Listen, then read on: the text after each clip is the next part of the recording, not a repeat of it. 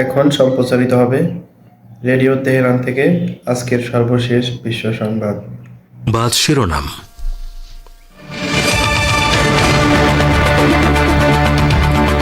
পরমাণু স্থাপনা সহ ইরানের উপর আবার হামলার পরিণতি কি হবে তা ইহুদিবাদী ইসরায়েল ভালোভাবেই জানে, ইরানের পররাষ্ট্রমন্ত্রী সাইয়েদ আরাকচির হুঁশিয়ারি। জাতিসংঘে নিযুক্ত ইরানের স্থায়ী প্রতিনিধির সঙ্গে মার্কিন ধনকুবের ইলন মাস্কের কথিত সাক্ষাৎকারে বহুল প্রচারিত খবরটি কঠোর ভাষায় প্রত্যাখ্যান করল তেহরান।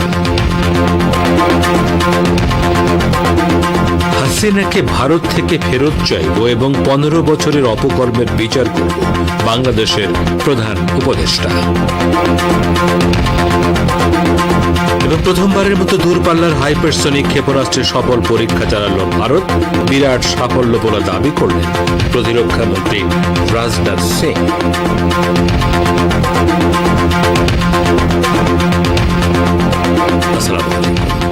এতক্ষণ গুরুত্বপূর্ণ সংবাদ শিরোনাম শুনলেন। এবারে বিস্তারিত বিশ্ব সংবাদে স্বাগত জানাচ্ছি আমি গাজী আব্দুর রশিদ। ইসলামী প্রজাতন্ত্র ইরানের পররাষ্ট্রমন্ত্রী আব্বাস আরাকচি হুঁশিয়ারি উচ্চারণ করে বলেছেন, দেশের পরমাণু স্থাপনা সহ ইরানের উপর আবার হামলার পরিণতি কি হবে তা ইহুদিবাদী ইসরায়েল ভালোভাবেই জানে। তিনি সুস্পষ্ট করে বলেন, যখনই ইসরায়েল ইরানের বিরুদ্ধে কোনো পদক্ষেপ নেবে আমরা তাৎক্ষণিকভাবে তার সমানুপাতিক ব্যবস্থা নেব। শনিবার একটি টেলিভিশন চ্যানেলকে দেয়া সাক্ষাৎকারে এসব কথা বলেন আব্বাস আরাকচি। তার এই সাক্ষাৎকার টেলিভিশনে সরাসরি সম্প্রচার করা হয়। ইরানি পররাষ্ট্রমন্ত্রী বলেন, প্রকৃতপক্ষে তারা জানে আমাদের পরমাণু স্থাপনায় হামলা হলে তার পরিণতি কি হবে। বিভিন্ন দেশের সাম্প্রতিক সফর সম্পর্কে আব্বাস আরাকচি বলেন, ইহুদিবাদী ইসরায়েলের বর্বর আগ্রাসনের প্রেক্ষাপটে এ সমস্ত সফর অনুষ্ঠিত হয়েছে। এসব সফরে সুস্পষ্টভাবে প্রতিরোধ যোদ্ধাদের প্রতি ইরানের অব্যাহত সমর্থনের কথা জানানো হয়েছে। পাশাপাশি ইরান আন্তর্জাতিক সম্প্রদায়কে একথাও জানিয়েছে যে তেহরান তার লক্ষ্য এবং আদর্শ থেকে সরে আসবে না। জাতিসংঘে নিযুক্ত ইরানের স্থায়ী প্রতিনিধির সঙ্গে মার্কিন যুক্তরাষ্ট্রের নির্বাচিত প্রেসিডেন্ট ডোনাল্ড ট্রাম্পের ঘনিষ্ঠ ব্যক্তি হিসেবে পরিচিত ধনকুবের ইলন মাস্কের সাক্ষাতের খবর কঠোর ভাষায় প্রত্যাখ্যান করেছে তেহরান। ইরানের পররাষ্ট্র মন্ত্রণালয়ের মুখপাত্র ইসমাইল বাকাই এক সাক্ষাৎকারে বলেন, ডোনাল্ড ট্রাম্পের সম্ভাব্য মন্ত্রিসভার সদস্য ইলন মাস্ক জাতিসংঘে নিযুক্ত ইরানি রাষ্ট্রদূত আমির সাইয়েদ ইরাভানির সঙ্গে সাক্ষাৎ করেছেন বলে কোনো মার্কিন গণমাধ্যমে যে খবর প্রকাশিত হয়েছে তা বিন্দুমাত্র সত্য নয়। মার্কিন গণমাধ্যমের পক্ষ থেকে এ ধরনের বিভ্রান্তিকর সংবাদ নিয়ে মাত্রাতিরিক্ত প্রচারের বিষয়ে প্রকাশ করেন। মার্কিন দৈনিক নিউ ইয়র্ক টাইমস শুক্রবার সকালে ইরাভানির সঙ্গে মাস্কের সাক্ষাতের খবর প্রকাশ করে দাবি করে, মার্কিন যুক্তরাষ্ট্রের সঙ্গে ইরানের সম্পর্ক উত্তেজনার প্রশমন করার লক্ষ্যে ইতিবাচক পরিবেশে বৈঠকটি অনুষ্ঠিত হয়েছে। মার্কিন গণমাধ্যমগুলোর এই খবরকে ভিত্তি করে বিশ্বব্যাপী যে ব্যাপক চাঞ্চল্য সৃষ্টি হয় তা নিয়ে ইরানের পররাষ্ট্র মন্ত্রণালয়ের মুখপাত্র তেহরানের অবস্থান স্পষ্ট করলেন। সিরিয়ার প্রেসিডেন্ট বাশার আল আসাদ বলেছেন, আঞ্চলিক দেশ ও আন্তর্জাতিক সম্প্রদায়কে মধ্যপ্রাচ্য বা পশ্চিম এশিয়ায় সন্ত্রাসবাদের অবসান ঘটাতে হবে। আর সিরিয়ার রাজধানী দামেস্কে ইরানের প্রতিরক্ষামন্ত্রী ব্রিগেডিয়ার জেনারেল আজিজ নাসির জাদের সঙ্গে বৈঠককালে তিনি এ মন্তব্য করেন। প্রেসিডেন্ট বাশার আসাদ বলেন, সন্ত্রাসবাদ নির্মূল করা একটি আঞ্চলিক এবং আন্তর্জাতিক দায়িত্ব। তিনি সতর্ক করে বলেন, এই ভয়ঙ্কর হুমকি বিশ্বজুড়ে সমস্ত মানুষকে বিপন্ন করেছে। বৈঠকে সিরিয়ার প্রেসিডেন্ট এবং ইরানের প্রতিরক্ষা মন্ত্রী এই অঞ্চলে প্রতিরক্ষা ও নিরাপত্তা বিষয়ক আলোচনা করেছেন। সেই সাথে সন্ত্রাসবাদ মোকাবেলা এবং আঞ্চলিক স্থিতিশীলতা ও নিরাপত্তা বাড়ানোর লক্ষ্যে তেহরান দামেস্ক সহযোগিতা জোরদার করার উপায় নিয়ে আলোচনা করেছেন। গতকাল নাসির জাদে 2 দিনের সফরে দামেস্ক যান। এরই মধ্যে তিনি সিরিয়ার প্রতিরক্ষা মন্ত্রী লেফটেন্যান্ট জেনারেল আলী মাহমুদ আব্বাসের সাথে আলোচনা করেছেন। অবরুদ্ধ গাজা উপত্যকার বাস্তুহারা অসহায় ফিলিস্তিনিদের ওপর ইহুদিবাদী ইসরায়েলের পাশবিক হামলা থামছেই না। শনিবার এই উপত্যকার বিভিন্ন স্থানে দখলদার সেনাদের বোমাবর্ষণে অন্তত ৪৯ ফিলিস্তিনি শহীদ হয়েছেন, যাদের বেশিরভাগ নারী ও শিশু। কাতারের আল জাজিরা টিভি জানিয়েছে, মূলত উত্তর গাজার বিভিন্ন লক্ষ্যবস্তুতে শনিবার হামলা চালায় ইসরায়েলি সেনারা। গাজা সিটির পশ্চিমে ৭ই শরণার্থী শিবিরের একটি স্কুলে আশ্রয় গ্রহণকারী অসহায় মানুষদের উপর হামলার ফলে সেখানে এক হৃদয় বিদারক পরিস্থিতির সৃষ্টি হয়। জাতিসংঘ পরিচালিত স্কুলটিতে চালানো ওই হামলায় ১০ ফিলিস্তিনি নিহত ও অপর ২০ জনের বেশি আহত হয়েছে। এছাড়া মধ্য গাজার ২ শরণার্থী শিবির আর বুরেইজ ও আন নুসেইরাতের কয়েকটি আবাসিক ভবনে ইসরায়েলি যুদ্ধবিমান থেকে বোমাবর্ষণ করা হয়। ২০২৩ সালের ৭ অক্টোবর থেকে গাজা উপত্যকার উপর নিরবিচ্ছিন্নভাবে হামলা চালিয়ে যাচ্ছে ইহুদিবাদী ইসরায়েল। এদিকে অবরুদ্ধ গাজা উপত্যকার উত্তরাঞ্চলে ইহুদিবাদী ইসরায়েলের আরও এক রিজার্ভ সেনা নিহত হয়েছে। এই সেনার নাম sergeant first class ইদান Canaan. Kefir ব্রিগেডের নেশন ব্যাটালিয়নের অধীনে সে যুদ্ধ করছিল। এছাড়া দক্ষিণ লেবানন সীমান্তে হিজবুল্লাহর সাথে যুদ্ধ করতে গিয়ে ইহুদিবাদী ইসরায়েলের আরও এক সেনা নিহত হয়েছে।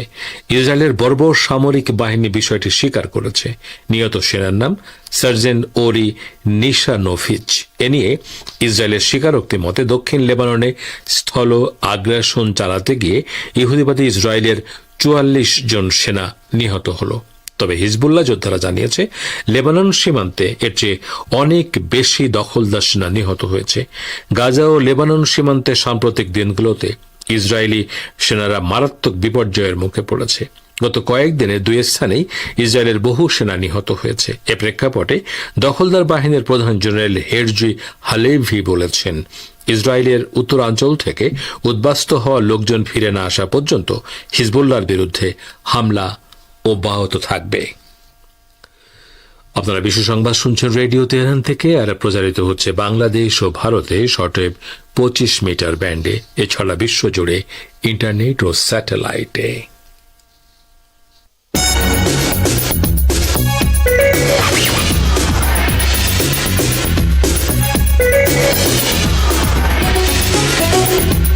রেডিও তেহরান, খবরের সঙ্গে ২৪ ঘন্টা।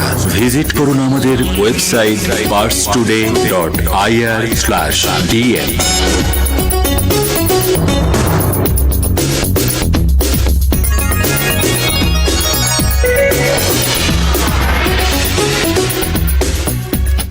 আবারও ফিরে এলাম বিশ্ব সংবাদে। বাংলাদেশের অন্তর্বর্তী সরকারের প্রধান উপদেষ্টা ডক্টর মোহাম্মদ ইউনূস বলেছেন, শেখ হাসিনাকে আমরা ভারত থেকে ফেরত চাইব। শুধু জুলাই আগস্ট হত্যাকাণ্ডই নয়, গত ১৫ বছরের সব অপকর্মের বিচার করব। অন্তর্বর্তীকালীন সরকারের ১০০ দিন পূর্তি উপলক্ষে আজ রোববার সন্ধ্যায় জাতির উদ্দেশ্যে দেয়া ভাষণে একথা বলেন তিনি। ভাষণের শুরুতে মুক্তিযুদ্ধের লাখো শহীদ এবং গত জুলাই আগস্ট মাসে ফ্যাসিবাদের বিরুদ্ধে ছাত্র শ্রমিক জনতার অভ্যুত্থানে নিহতদের স্মরণ করে ডক্টর ইউনূস বলেন, আমরা অন্তর্বর্তী সরকারের প্রথম ১০০ দিন অতিক্রম করলাম।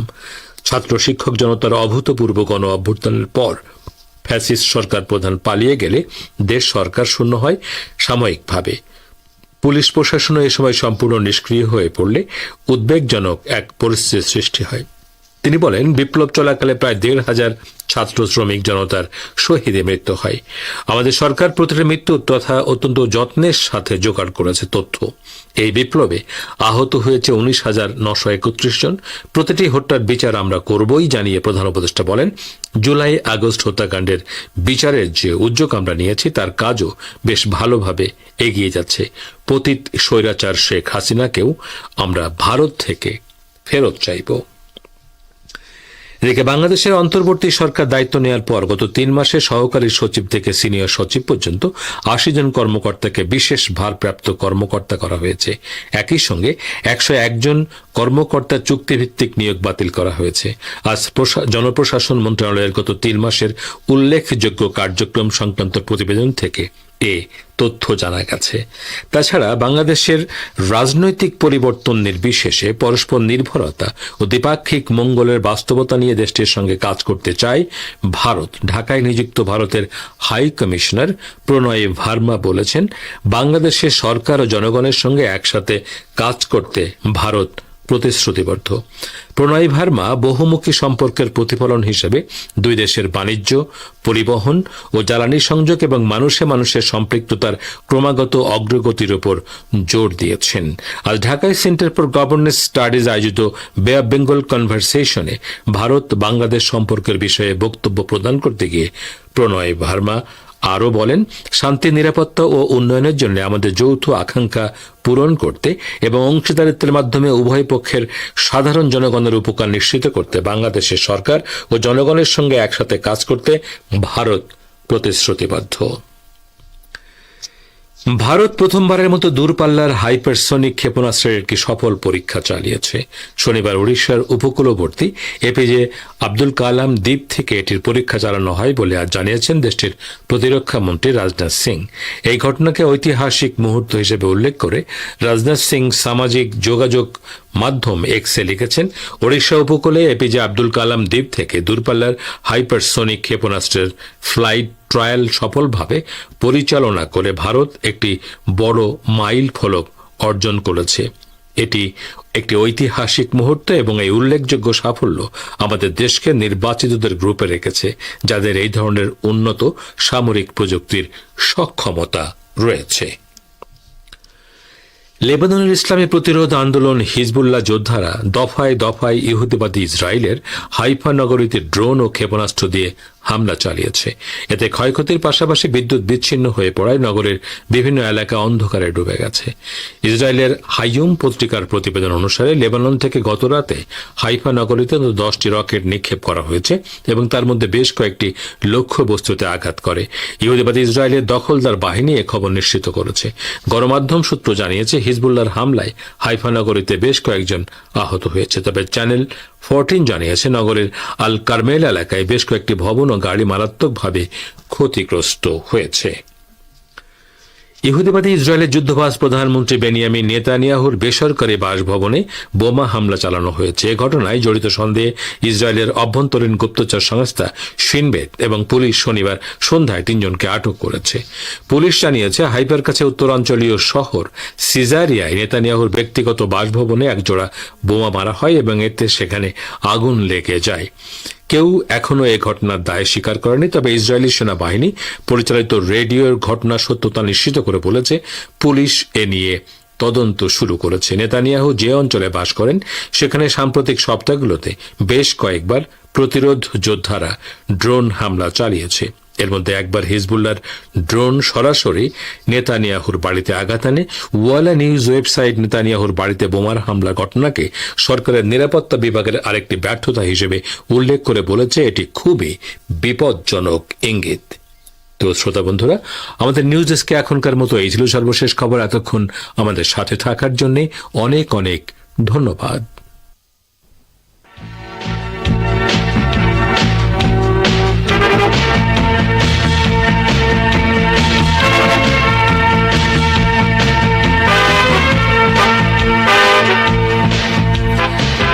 বিশ্ব সংবাদ শুনলেন রেডিও তেহরান থেকে। এবারে আমন্ত্রণ জানাচ্ছি সংবাদ ভাষ্যের অনুষ্ঠান দৃষ্টিপাতে। ইরানের সর্বোচ্চ নেতার উপদেষ্টা ডক্টর আলী লারিজানি সম্প্রতি সিরিয়া ও লেবানন সফর করেছেন। ওই দুটি দেশ সফরের গুরুত্ব ও তাৎপর্য সম্পর্কে আজকে দৃষ্টিপাতে রয়েছে আমাদের ভাষ্যকারের একটি পর্যালোচনা। পরিবেশন করছেন সহকর্মী আশরাফুর রহমান। সিরিয়া ও লেবাননে ইহুদিবাদী ইসরায়েলের পাশবিক হামলা চলতে থাকা সত্ত্বেও ইরানের সর্বোচ্চ নেতার উপদেষ্টা আলী লারিজানির ওই দুটি দেশ সফর স্বাধীনতাকামীদের রক্ষা করার ক্ষেত্রে গুরুত্বপূর্ণ বার্তা বহন করেছে। ইরানের সর্বোচ্চ নেতার উপদেষ্টা আলী লারিজানি আঞ্চলিক দেশগুলো সফরের প্রথম পর্যায়ে বৃহস্পতিবার সিরিয়ার রাজধানী দামেস্কে পৌঁছান।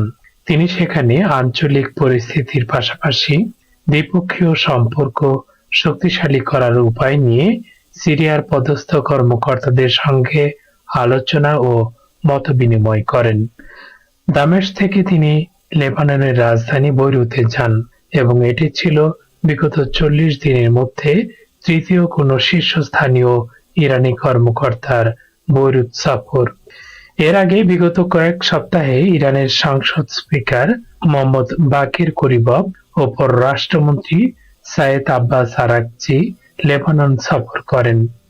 এসব সফরে দুদেশের পদস্থ কর্মকর্তারা লেবানন ও গাজা উপত্যকায় ইহুদিবাদী ইসরায়েলের ভয়াবহ গণহত্যা ও ধ্বংসযজ্ঞ নিয়ে আলোচনা করেন। ইরানের সর্বোচ্চ নেতার উপদেষ্টার বৈরুত সফরের সময় আন্তর্জাতিক গণমাধ্যম যেসব বিষয় ফলাও করে প্রচার করেছে সেসবের মধ্যে রয়েছে যখন ইহুদিবাদী ইসরায়েল লেবানন শহরের বিভিন্ন স্থানে এবং ওই শহরের আন্তর্জাতিক বিমানবন্দরের আশপাশে বোমাবর্ষণ করছে তখন তিনি সাহস করে ওই বিমানবন্দরে অবতরণ করেন। সামাজিক মাধ্যমে লারিজানির এই সাহসিকতার প্রশংসা করে অনেকে পোস্ট দেন এবং কমেন্ট করেন। ইরানি এক্স ব্যবহারকারী আলী মোক্তার জাদে ইরানের এই প্রভাবশালী কর্মকর্তার সিরিয়া ও লেবানন সফরকে সাহসিকতার প্রদর্শন উল্লেখ করে লিখেছেন, লারিজানি বিশ্বনবী সাল্লাল্লাহু আলাইহি ওয়া আলিহি ওয়াসাল্লামের প্রাণপ্রিয় দৌহিত্র ইমাম হুসাইন আলাইহিস সালামকে নিজের আদর্শে পরিণত করতে পেরেছেন। মুক্তার জাদে আরো লিখেছেন, যুদ্ধবিদ্যায় পারদর্শী ইরানের শান্তিকামী যোদ্ধারা তাদের উপর অর্পিত দায়িত্ব কোনো ধরনের ভয় বা শঙ্কা ছাড়াই পালন করে যাচ্ছেন। মুহিব্বি নামে সামাজিক মাধ্যম এক্স এর আরেক ইউজার তার পোস্টে যুদ্ধের সময় ইরান ও ইহুদিবাদী ইসরায়েলি রাজনীতিবিদদের আচরণের পার্থক্য তুলে ধরেন। তিনি লিখেন, ইরানিদের অভিধানে ভয় নামক কোনো শব্দ নেই, কিন্তু লারিজানি ও তার সফর সঙ্গীরা ইহুদিবাদী ইসরায়েলের তীব্র বোমাবর্ষণের মধ্যে সিরিয়া এবং লেবানন দাপিয়ে বেরিয়েছেন। দামেস্ক ও বৈরুতে লারিজানি সফরের গুরুত্বপূর্ণ বার্তাগুলো হচ্ছে, প্রথমত, যে কোনো পরিস্থিতিতে ইরান প্রতিরোধ অক্ষের প্রতি সমর্থন অব্যাহত রাখবে। এক্ষেত্রে পশ্চিমা গণমাধ্যমগুলোর বিভ্রান্তিকর প্রচারণায় ইরান পিছপা হবে না। দ্বিতীয় বার্তা, আলী লারিজানির দামেস্ক সফর প্রমাণ করেছে দামেস্ক এবং তেহরানের মধ্যে সম্পর্ক ও সহযোগিতা দিন দিন ঘনিষ্ঠতর হচ্ছে এবং আঞ্চলিক পরিস্থিতির ব্যাপারে দুদেশ অভিন্ন দৃষ্টিভঙ্গি পোষণ করছে। তৃতীয় বার্তা, ইরানের সর্বোচ্চ নেতার উপদেষ্টা আলী লারিজানি এমন সময় বৈরুত সফরে যান যখন পশ্চিমা গণমাধ্যমগুলো এই খবর প্রচার করেছে যে লেবাননে নিযুক্ত মার্কিন রাষ্ট্রদূত দেশটির পার্লামেন্ট স্পিকার নাবি বেরির সঙ্গে সাক্ষাৎ করে হিজবুল্লাহ এবং ইসরায়েলের মধ্যে একটি যুদ্ধবিরতি প্রতিষ্ঠার প্রস্তাব তুলে ধরেছেন। ঠিক এরকম একটি সময়ে লারিজানির বৈরুত সফর প্রমাণ করে ইরান প্রকৃত যুদ্ধবিরতি চায়, চাপিয়ে দেয়া যুদ্ধবিরতি নয়। এতক্ষণ যারা আমাদের সংবাদটি শুনলেন সবাইকে অসংখ্য ধন্যবাদ। আমাদের নিয়মিত ভিউয়ার যারা আছেন তাদের 82% ভিউয়ার্স এখনও আমাদের চ্যানেলটি সাবস্ক্রাইব করেননি। সো যারা যারা আমাদের চ্যানেলটি এখনও সাবস্ক্রাইব করেননি দয়া করে সাবস্ক্রাইব করে দিন এবং নিয়মিত আমাদের পাশে থাকবেন আশা করি। ধন্যবাদ সবাইকে।